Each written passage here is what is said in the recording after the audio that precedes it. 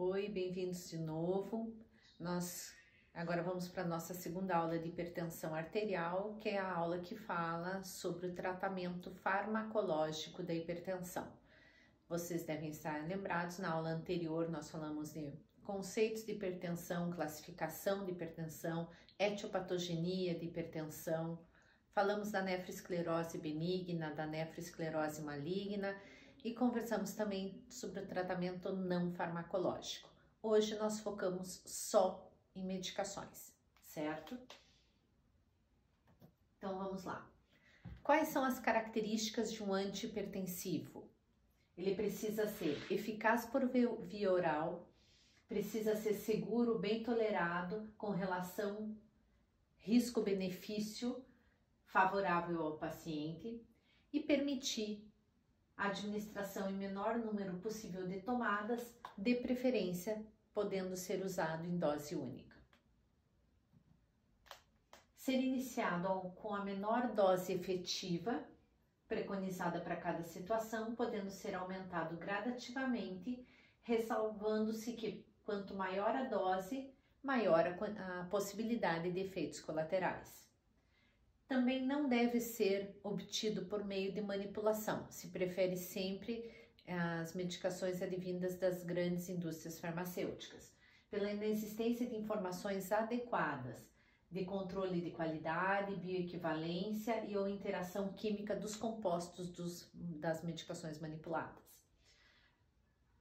podendo ser considerado em associação para os pacientes com hipertensão em estágio 2 e 3 e para pacientes de alto e muito alto risco cardiovascular. Podendo ser usado por um período mínimo de 4 semanas antes que você faça o aumento da dose. Isso quer dizer que, para você poder dizer que um antihipertensivo não está sendo funcional para aquele paciente, no mínimo você tem que usar ele por 4 semanas. Para depois você possibilitar a troca ou associação com outro antihipertensivo. E ter demonstração em ensaio clínico, da capacidade de reduzir tanto morbidade quanto mortalidade.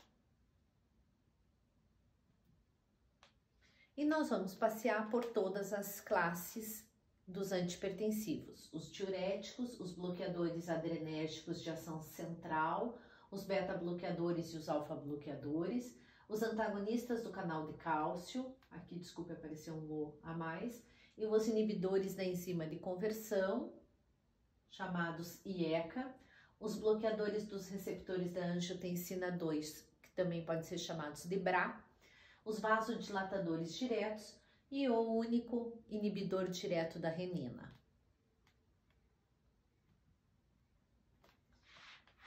Vocês podem começar a tratar hipertensão. Esse aqui é um esquema muito fácil de entender sobre o tratamento da hipertensão e qual fármaco pode ser usado para início de tratamento. Vocês podem começar numa hipertensão de estadio 1, ou somente com tratamento não farmacológico, ou quando precisar de alguma medicação associada, poder usar imunoterapia, qualquer uma das classes, tá? Com exceção dos vasodilatadores diretos, que a gente vai ver que eles são um pouco mais potentes, então para hipertensão grau 1, normalmente eles não são necessários, em pacientes com risco cardiovascular baixo ou moderado. Em pacientes com risco cardiovascular alto ou muito alto, são aqueles pacientes que têm outras comorbidades, insuficiência coronariana, já tiveram histórico de acidente vascular cerebral, nos pacientes que têm diabetes, principalmente os diabetes complicados associados, são pacientes com risco cardiovascular maior. Daí, você pode iniciar com 2 antihipertensivos ao mesmo tempo. Isso também acontece na hipertensão estadio 2 e 3. Quando você tem uma resposta inadequada ou tiver um efeito adverso não tolerável, nós vamos conversar sobre efeitos colaterais ou efeitos adversos. Você pode ou aumentar a dose, ou trocar a monoterapia, ou acrescentar um segundo fármaco. Ou, da mesma maneira, aumentar a dose de combinação, trocar a combinação entre as medicações, ou acrescentar um terceiro fármaco. E se você fazendo todo esse mix ainda tiver uma resposta inadequada, você pode acrescentar outros antipertensivos. Existem situações clínicas que vocês precisam usar até 4 antipertensivos ao mesmo tempo. Então vamos começar a conversar sobre cada um deles.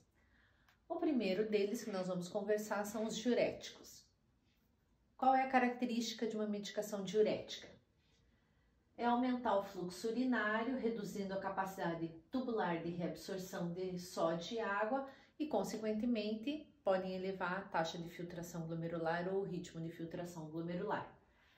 E os diuréticos se classificam de acordo com seu local de ação. Vamos lembrar lá do néfron, vocês têm o glomérulo, o túbulo contornado proximal, a alça de Henle descendente, a alça de Henle ascendente, o túbulo contornado distal e o túbulo coletor. Nós somos diuréticos que agem em todo o néfron. Dos glomérulos que nós temos, dos diuréticos que nós temos uns que agem no glomérulo e no túbulo proximal, outros na alça de Henle e outros no túbulo distal e túbulo coletor. Dos que agem no glomérulo e no túbulo proximal, temos o manitol, que geralmente é um diurético que é usado essencialmente na cirurgia, na neurocirurgia, porque ele funciona por ser hiperosmolar, por ser rico em açúcar. Ele elimina mais água do que sódio e leva a uma depressão hiperclorêmica. Ele é usado geralmente na cirurgia neurocirurgia, nos casos de trauma cerebral, quando há edema cerebral. Ele é o diurético ideal usado nessas situações. A albumina humana concentrada. Lembram lá que o Dr. Pérez explicou para vocês a diferença entre pressão oncótica e pressão hidrostática?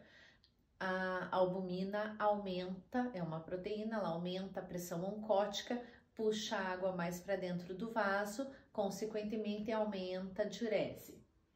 Aminofilina. A aminofilina é uma medicação usada preferencialmente na pneumologia, né?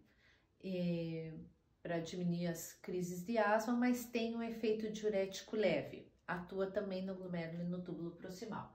Mas onde a gente vai focar mais é no inibidor da anidrase carbônica chamado acetazolamida, ou nome comercial Diamox. O Diamox inibe a reabsorção do bicarbonato, além de inibir a reabsorção de sódio e água. Ele atua normalmente no túbulo contornado proximal e ele tem uma característica muito importante. Toda a função que ele faz no olho, no rim, ele faz no olho. Por isso que ele é usado na oftalmologia para tratamento de glaucoma, tá? Ele diminui a reabsorção do bicarbonato lá no humor vítreo, no humor aquoso,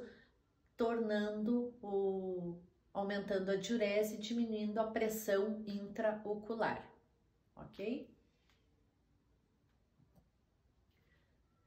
Daí nós passamos a uma outra classe de diuréticos, que são os diuréticos de alça, que são os mais importantes e mais usados na prática clínica. São os mais potentes e rápidos, agem geralmente no ramo espesso da alça de Henle, tornando inativo o sítio sódio-potássio 2-cloro e principalmente inibindo o sítio do cálcio.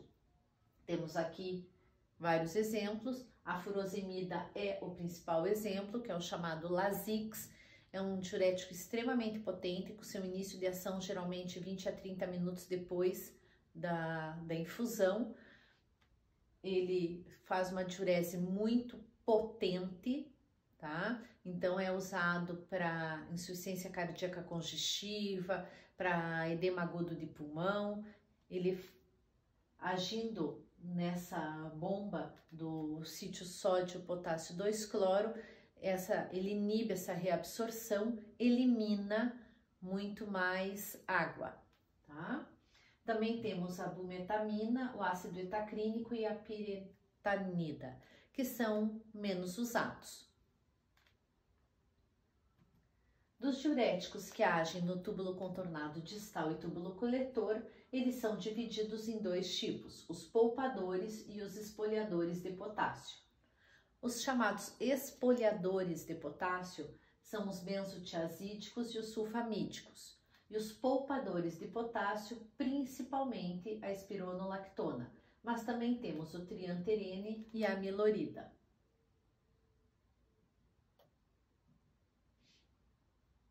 Só voltando um pouquinho, os poupadores de potássio, a espironolactona, ela inibe a aldosterona, tá? Então, ela poupa potássio, lembrem bem disso, porque pacientes que usam espironolactona, cujo nome comercial é aldactone, são aqueles pacientes que tendem a ter hiperpotassemia.